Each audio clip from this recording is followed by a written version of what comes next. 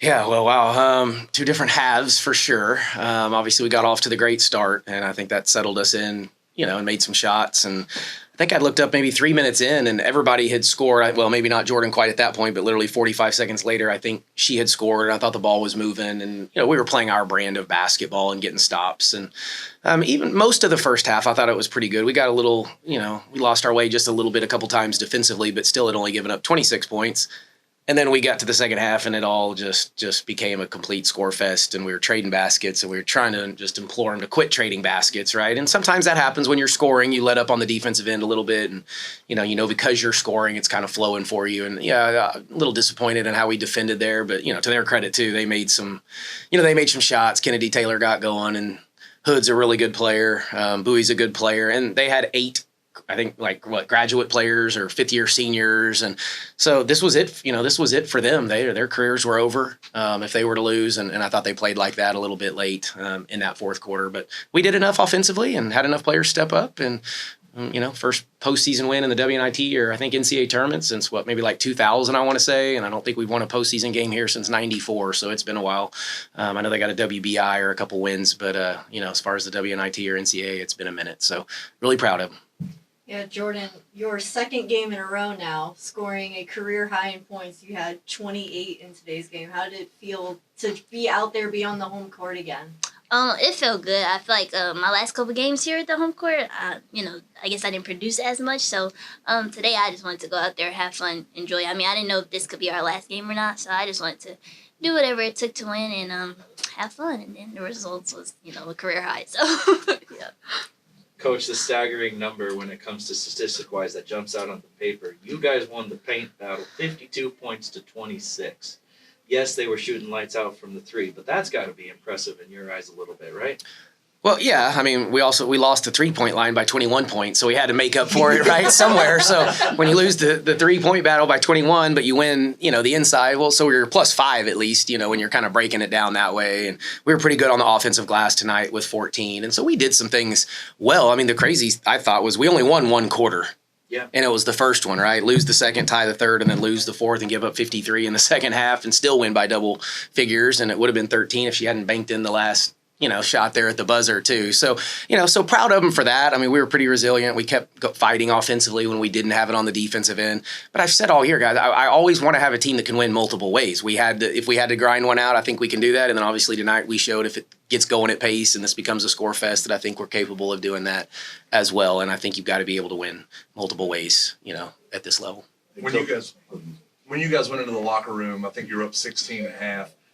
Was there any you've mentioned how many seniors they've got. Was there any conversation about that's a team that's not going to go away quietly with that many veterans and players that are trying to play one more game? Was that part of the conversation? Well, I don't know if we talked about it a ton. I don't know. Did we talk about that at half? I'm not sure. We had alluded to that several times through the scouting report, at shoot around today. We knew that was coming, and we talked about it even going into the conference tournament, when you're trying to, eliminate people, how difficult that is, and especially with this team. So, more like honestly, I was kind of disappointed at half. I thought we were up 16, but we were up 20 with a minute to go and didn't finish the half. I thought we played better than being up 16 in the first half. So that was really more, and we had to make a couple X and O adjustments. Well, we tried, and that didn't that didn't go over too well either in the second half because we weren't great defensively, but we attempted to make some adjustments. And then kind of on that same note, Jordan, you guys have one senior in Ayanna. Mm-hmm. Is there?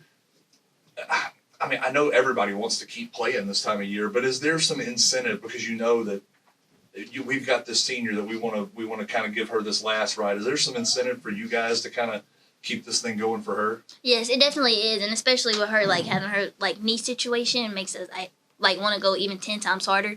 Because she's still out there producing, but she can't do as much as she normally does. So it just, as a team, I feel like we really want to just keep advancing for her and just keep her as long as possible. I don't want her to go, so play as many games with her as possible. Yeah, I think it's for the younger kids too, though. You with our group, right? Because we have one old and a bunch of these younger kids. I want Jordan to play as many games as a freshman that she possibly can to get as much experience, and Kyla and Tyler and all these other kids that are going to be back.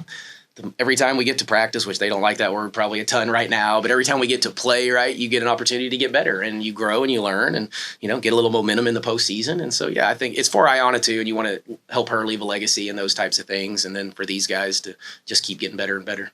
Coach, you wanted to get into the NCAA tournament, but you're here in the WNIT. Just how proud are you of the way your girls came out and started fighting early?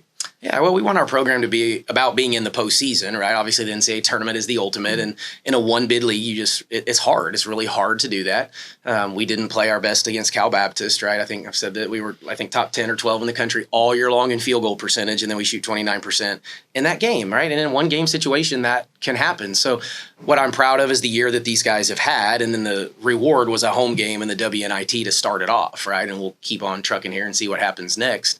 But yeah, so I'm really proud of them, right? We're 27-6 now, I think, and that's a fantastic year and a lot of wins, and they have done some special stuff. And like I said, it's been a long time since SFA women's basketball has won a postseason game in this tournament or the NCAA tournament. So yeah, really proud.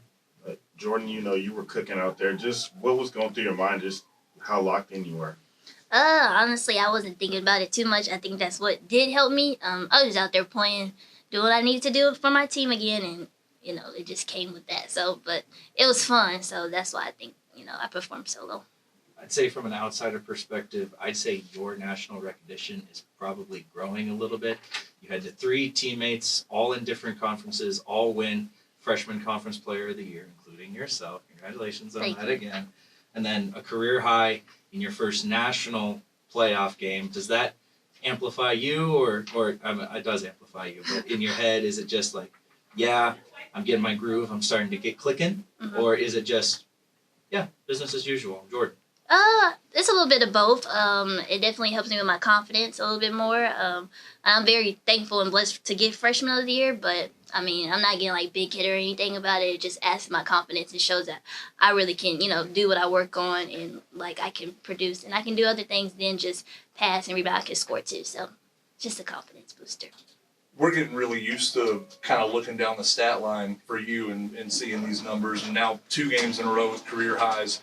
If you can go back to the very beginning of the season, or even before that, you guys are, doing preseason stuff. From then to now, what part of your game, or like, where do you think you've grown the most as this season's gone? I think it was mainly just like the pace of the game and just slowing down my mind. Like I knew I could do all these things that I'm doing now before the season started. It was just slowing my mind down more than anything. We're going to stop calling you a freshman on the broadcast. Okay. You don't play like a freshman, that's for sure. Yeah, some coaches will say, right, there's no freshman this time of year anyway. That's right. She's played, 30, how many games we played? And you're 33 games into your career now, so yeah. So it's just, what does it mean to have a freshman stepping up like that and just having that confidence out there in a national postseason game?